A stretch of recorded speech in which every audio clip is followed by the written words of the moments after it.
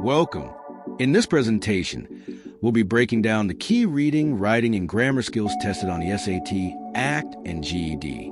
These exams assess essential literacy skills that are important for academic success and beyond. Understanding the structure of these tests and the skills they measure will help you approach them with confidence. Before diving into specific skills, let's take a quick look at each test. The SAT focuses on critical reading, writing, and grammar, testing your ability to analyze texts and use language effectively. The ACT includes similar skills, but places a strong emphasis on reading comprehension and time management. The GED, designed as a high school equivalency exam, tests fundamental reading and writing skills necessary for academic and workplace success. Mastering these skills will not only help you perform well on these exams, but also improve your overall reading and writing abilities. The SAT reading section requires you to analyze complex text and answer questions that test comprehension, vocabulary, and reasoning skills. Here are the key areas you need to focus on. Main idea. Understanding the central idea of a passage is crucial. Ask yourself, what is the overall point the author is making? Details. Supporting details help build the main idea. Be able to identify which details directly support the author's argument or purpose. Inferences. Not all answers are directly stated in the text. You'll need to read between the lines to draw logical conclusions. Vocabulary and context. Rather than memorizing definitions, focus on how words are used in different contexts to convey meaning. Tone and style. An author's word choice, sentence structure, and phrasing help convey their attitude and writing style. Pay attention to these elements to determine whether a passage is formal, sarcastic, neutral, or persuasive. The ACT reading section is similar to the SAT, but emphasizes speed and comprehension. Let's go over the key skills you need. Main idea and theme. Every passage has a core message. Identifying the main idea quickly is essential for answering questions efficiently. Context clues. When you encounter an unfamiliar word, look at the surrounding words and sentences to determine its meaning. Textual evidence. The ACT often asks you to support your answers with direct evidence from the passage. Always refer back to the text when making a selection. Purpose of a passage. Authors write for different reasons: informing, persuading, entertaining, or analyzing. Recognizing the author's intent will help you choose the best answer. Tone and style. Just like in the SAT, identifying an author's tone helps you better understand their argument and writing style. Is the passage written in a formal, casual, emotional, or neutral tone? The GED reading section tests fundamental comprehension skills that are essential for real-world reading situations. Let's break them down. Understanding structure. Recognizing how a passage is organized, whether it follows a cause and effect format, a comparison, or a chronological sequence, helps with comprehension. Theme and purpose. Every text has a purpose and a central message. Being able to recognize the theme of a story or the intent behind an article is crucial. Text features. Unlike the SAT and ACT, the GED often includes headings, bullet points, charts, and diagrams. Understanding how these elements organize information will help you interpret the passage more effectively. Critical thinking. GED reading requires you to think beyond the text and analyze its implications. Why is this information important? How does it connect to real-world scenarios? Fact versus opinion.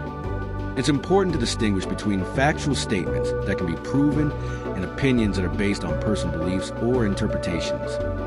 The SAT writing section tests your ability to improve passages by correcting grammar, refining structure, and enhancing clarity. Let's explore the key skills. Sentence structure. Clarity and conciseness matter. You'll need to recognize and fix awkward phrasing, run-on sentences, and misplaced punctuation. Organization and cohesion. Good writing flows logically. Transitions help connect ideas smoothly. Watch for questions that ask you to improve coherence. Grammar and usage. This covers subject-verb agreement, verb-tense consistency, and proper punctuation usage. Expect to correct errors in sentence structure. Style and tone. Understanding the intended audience helps refine word choice and sentence style to fit the purpose of the passage. Word choice. Precise vocabulary improves clarity. Some questions will ask you to replace vague or redundant words with stronger, more appropriate ones. The ACT writing section presents a unique challenge.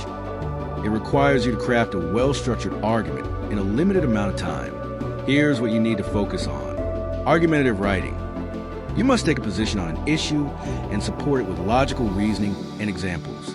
Clarity and organization. Your response should follow a clear structure with an introduction, body paragraphs, and a conclusion. Grammar and punctuation. Writing mechanics still matter. Sentence errors can weaken your argument, so proper punctuation and grammar are essential. Development of ideas. It's not enough to state an opinion. You need to explain and support your points with reasoning and relevant examples. Critical thinking. One key difference in ACT writing is considering multiple perspectives. The strongest essays acknowledge and address opposing viewpoints. The GED writing section tests your ability to compose a well-structured essay and demonstrate command of language. Let's break down the main skills you need. Essay structure. A strong essay has a clear introduction, well-developed body paragraphs, and a logical conclusion. Coherence and cohesion. Your writing should be logically organized, with each idea flowing smoothly into the next. Grammar and mechanics. Avoid common errors in punctuation, spelling, and grammar. These mistakes can weaken the clarity of your writing. Development of ideas.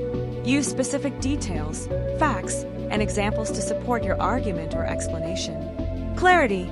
Your writing should be easy to follow, with precise word choices and straightforward sentence structures. Strong grammar skills are essential for all three tests. Let's review the key areas that often appear. Subject-verb agreement. Singular subjects take singular verbs. Plural subjects take plural verbs. Watch for tricky constructions that disguise the number of the subject. Pronoun usage. Pronouns must clearly refer to a noun and agree in number and gender. Ambiguous pronouns can create confusion. Modifiers. Adjectives and adverbs should be placed correctly to modify the intended word. A misplaced modifier can change the meaning of a sentence. Parallel structure. When listing items or making comparisons, use the same grammatical form for each element to ensure consistency. Sentence fragments and run-ons. A complete sentence must have both a subject and a verb. Avoid fragments, and be sure to separate independent clauses correctly to prevent run-on sentences. Let's see these skills in action with a real SAT-style question. The new community park has finally opened after years of delays, and the response has been overwhelmingly positive. Families are flocking to the playground, joggers are enjoying the scenic trails, and local artists have already begun hosting outdoor events. With its beautifully designed spaces and thoughtful amenities, the park is quickly becoming a beloved gathering place for the neighborhood. Let's determine the tone of this passage. First, we need to identify the author's attitude toward the subject.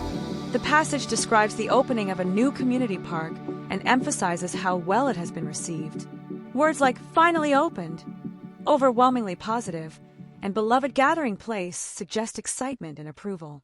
Now, let's consider the answer choices.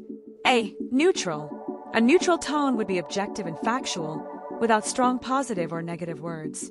Since this passage expresses excitement and approval, it is not neutral. B. Sarcastic.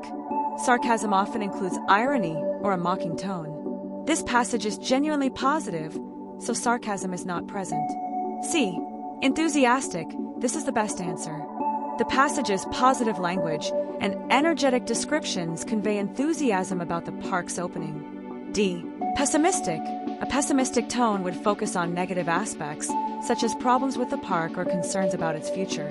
Since this passage highlights success and excitement, pessimism does not fit. So, the correct answer is C. Enthusiastic.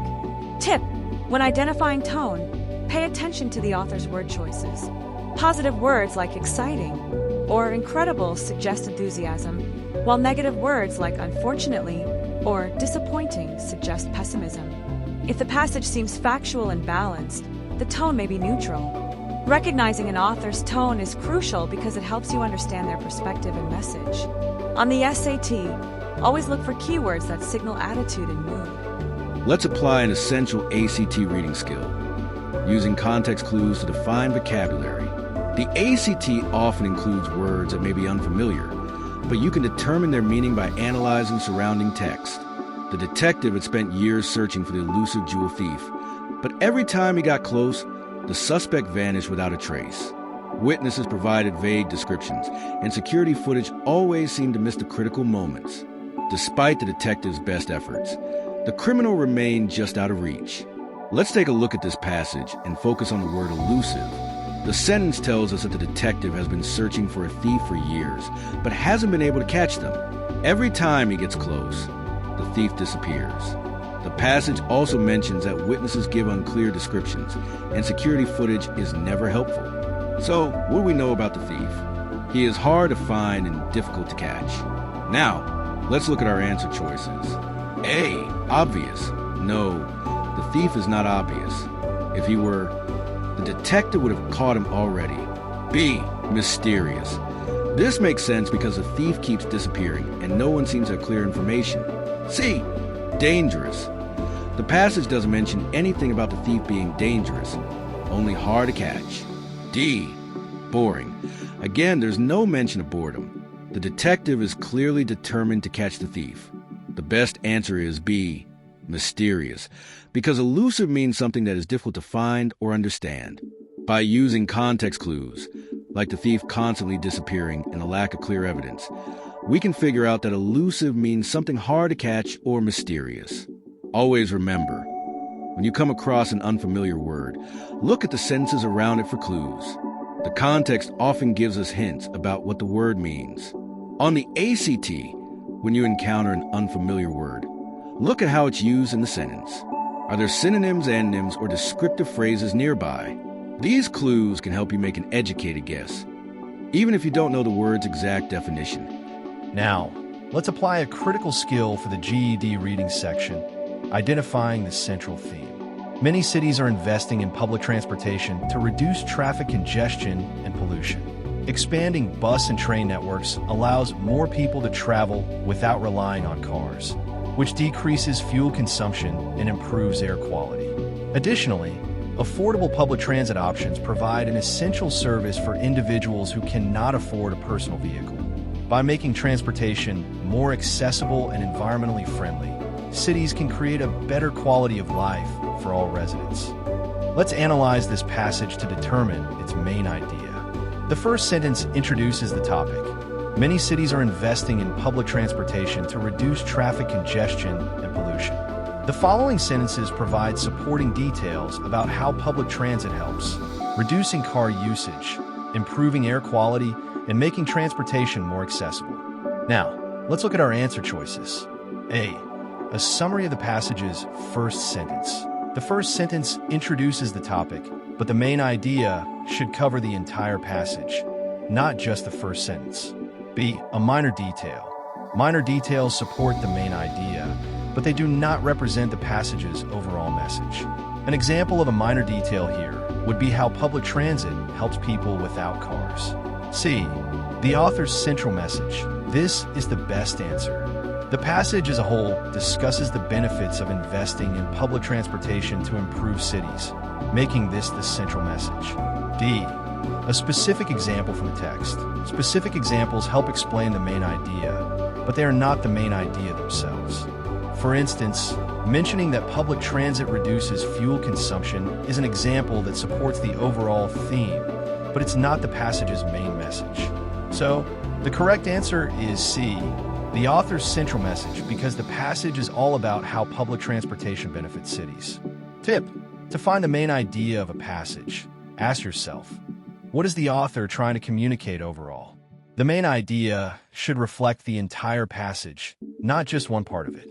Look for repeated themes and key sentences that reinforce the topic.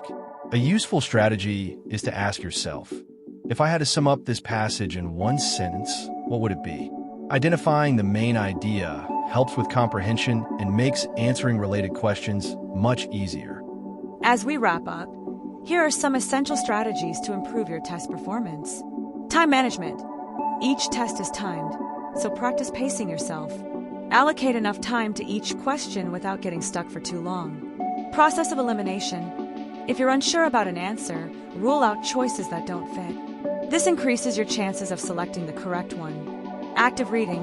Engage with the text. Underline key details, look for context clues, and summarize in your mind as you go. Grammar review. Brush up on common grammar rules, such as subject-verb agreement, punctuation, and sentence structure. These rules frequently appear on all 3 tests. Implementing these strategies during practice tests will help you feel more confident and prepared on exam day. In summary, we've covered the key reading, writing, and grammar skills you need for the SAT, ACT, and GED. Understanding key skills is crucial for success in each section. Practice is the best way to improve your reading comprehension, writing, and grammar abilities. Time management and test strategies will help you work efficiently and accurately. The best way to prepare is through consistent practice. Take full-length practice tests to simulate test day conditions and review your mistakes to learn from them. If you need more resources or study tips, feel free to reach out. Keep practicing and you'll see progress. Good luck on your tests.